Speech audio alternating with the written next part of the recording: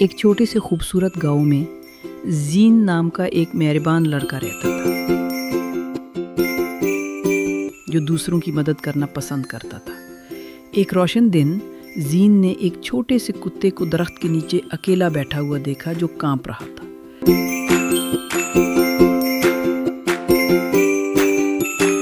زین گھر دوڑ کر آیا اور کہا، ماں، کتا بھوکا ہے، کیا ہم اس کی مدد کر سکتے ہیں؟ زین نے احتیاط سے دودھ اور روٹی رکھی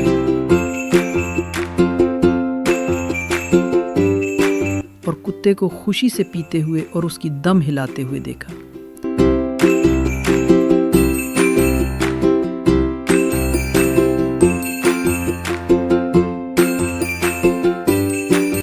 دادا ابراہیم کی حکمت۔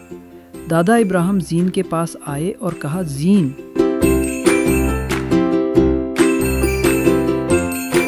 یاد رکھو، دوسروں کی مدد کرنا اللہ کو خوش کرتا ہے۔